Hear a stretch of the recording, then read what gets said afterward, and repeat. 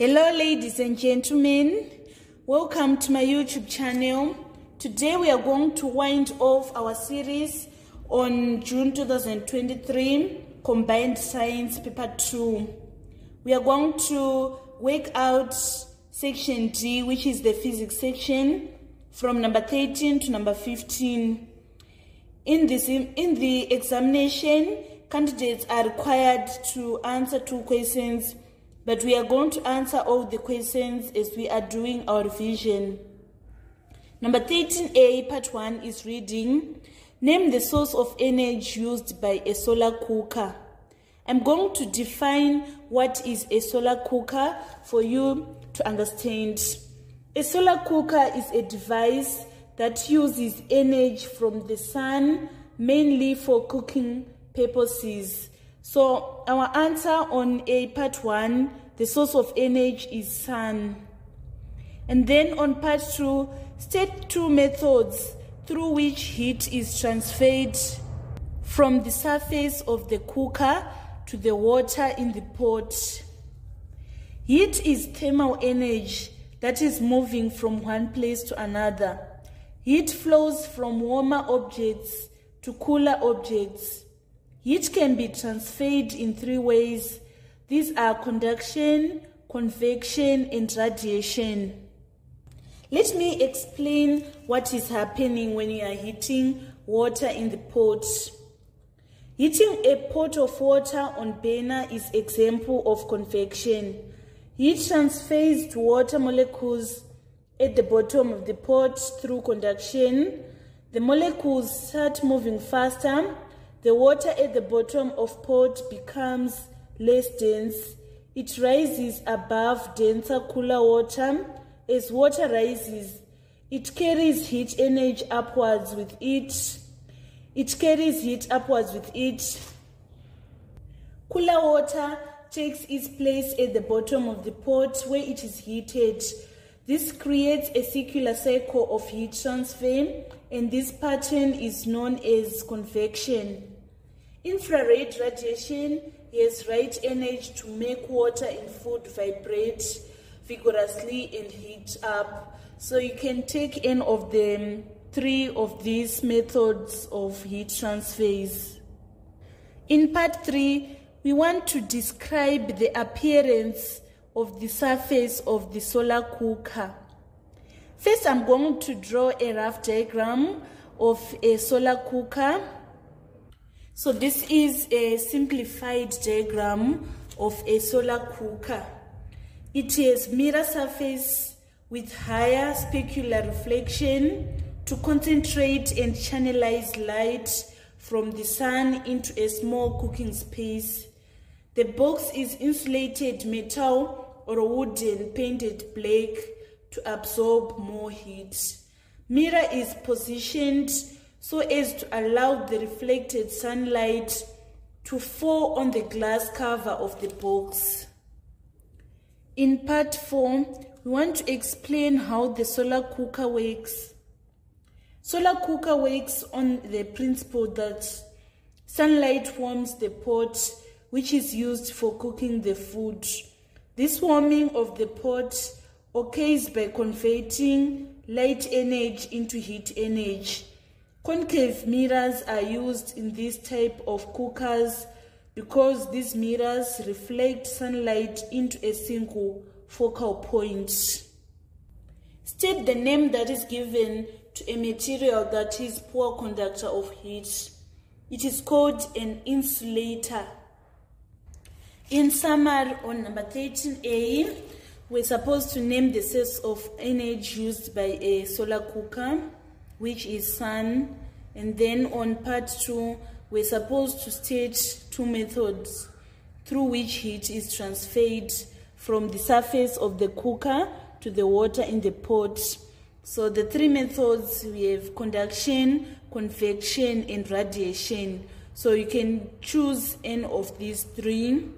And then on part 3, we're supposed to describe the appearance of the surface of the solar cooker. I have drawn the general diagram of a solar cooker. So in summary, that is what is happening. We have our sun, and the sunlight is reflected to the solar cooker because we are having this plane mirror. And then the mirror surface has high spectacular reflection to concentrate and channelize light from sun into small cooking area. And then the box is painted black. This is to absorb more heat, and mirror allows reflected sunlight to fall on glass cover. And then on part 4, we're supposed to explain how the solar cooker works. Solar cooker works on the principle that sunlight warms a pot which is used for cooking the food. The warming of pot occurs by converting light energy to heat energy. Concave mirrors are used which reflect sunlight into single focal point. And then finally on part B, we're supposed to state the name given to a material that is a poor conductor of heat. It is called an insulator. So this is all about number 13. We now need to move on to number 14. Number 14A, Fig 14.1 shows one of the 4 strokes of an engine. Identify, giving 2 reasons, the stroke shown. So the stroke that is shown on Fig 14.1 is called inlet stroke. So it is named inlet stroke or intake stroke. The reason why we are saying that it is intake stroke, we can see these 2 valves. This valve, which is the inlet valve, is open, while this valve, which is called exhaust valve, is closed. And also we can see the downward movement of air fuel mixture to the compression chamber. Inlet valve is open, while the outlet valve is closed. This is the description for intake stroke. Part 2.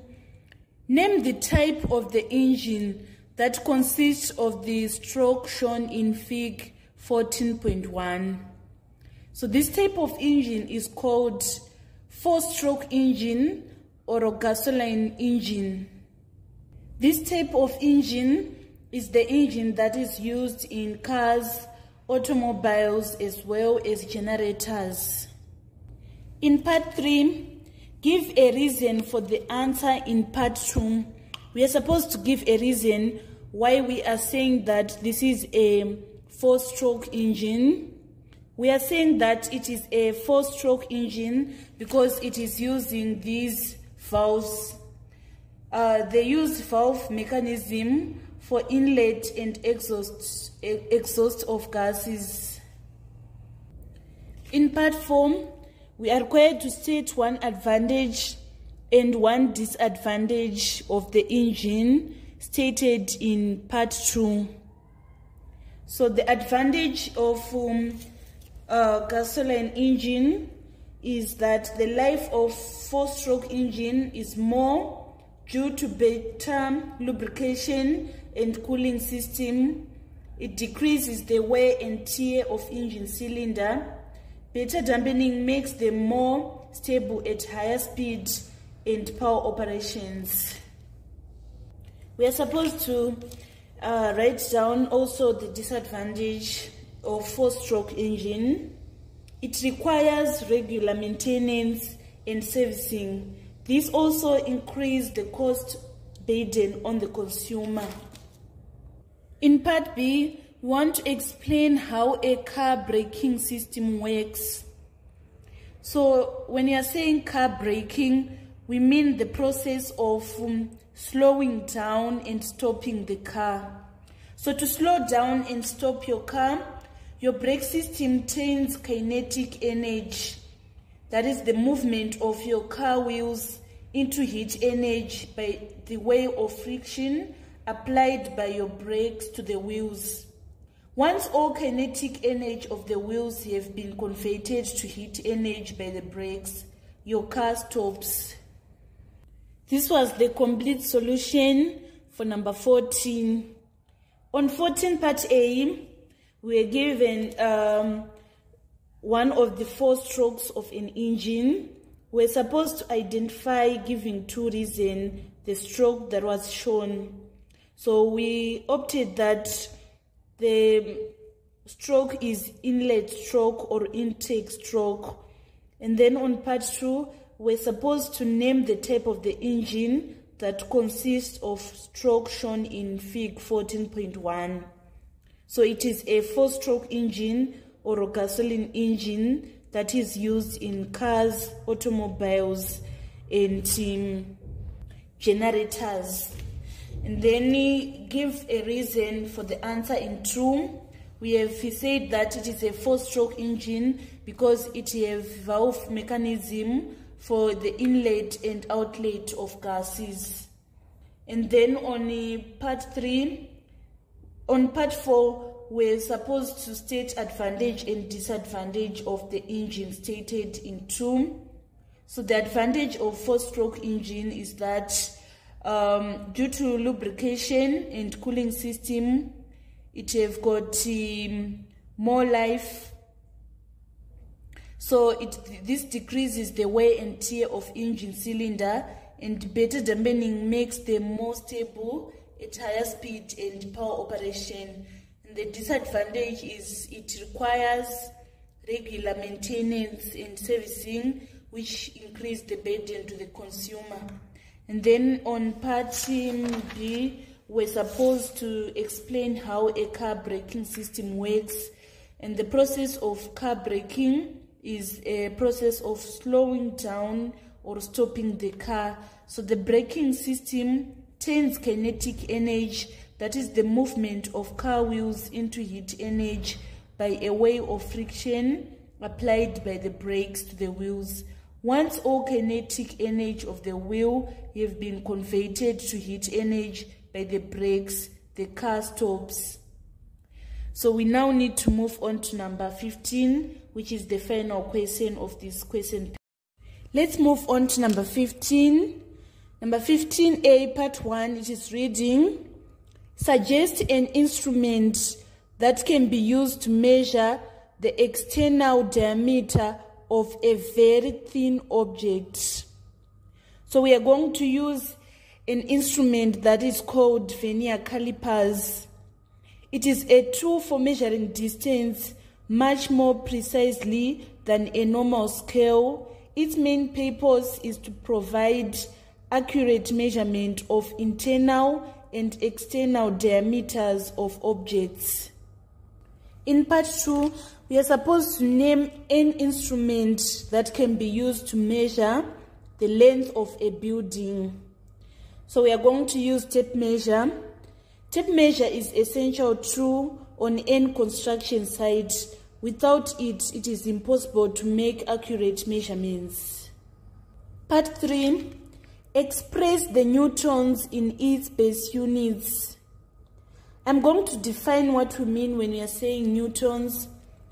It is force needed to accelerate 1 kg of mass at a rate of 1 meter per second squared in the direction of applied force.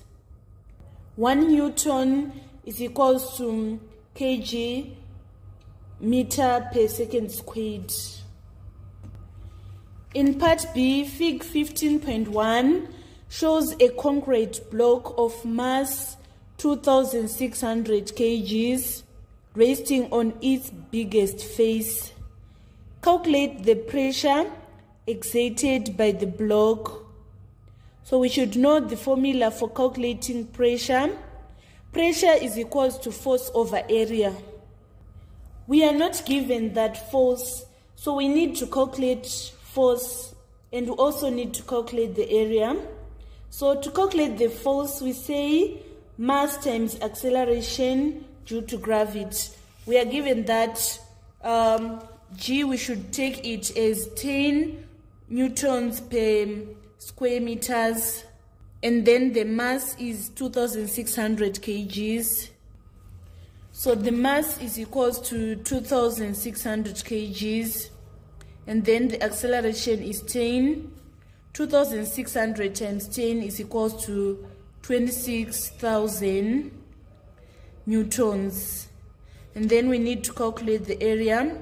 We are going to take the area of the largest face because we are informed that the concrete block is resting on its biggest face. So the biggest face here, we are going to take this, which is which is at the bottom, this face that is at the bottom. So we are having it as the 2 and 1. So to find the area of the biggest face, we are going to say length times width, which is equals to 2 meters times 1 meter, to get our area as 2 square meters. To find pressure, we are now going to say this force, which is 26,000 newtons, over area, which is 2 square meters, and we are going to obtain our pressure is 13,000 newtons per square meters. This is also known as 13,000 pascals. Part 2. Explain how the pressure exerted by the block changes if it is rested on one of its smallest faces. So pressure is defined by saying force divided by area. A face with small area will apply a higher pressure than a face with large area, since area of the face is the denominator of pressure calculation. This was the complete solution for number 15. On part 1, we're supposed to suggest an instrument that can be used to measure external diameter of a very thin object, which is vernier calipers. In part 2, we're supposed to name an instrument that can be used to measure the length of a building, it is tape measure, and then Newton in its base units is equals to kg times meters per second squared. And then to calculate pressure, we say force over area, and to calculate force, we are going to say mass times acceleration, and then the mass is 2,600. If we multiply it by 10, we are going to get 26,000 newtons. And then to calculate area, we are going to take area of the largest face. We are going to say length times width, which is 2 meters times 1 meter, to get 2 square meters.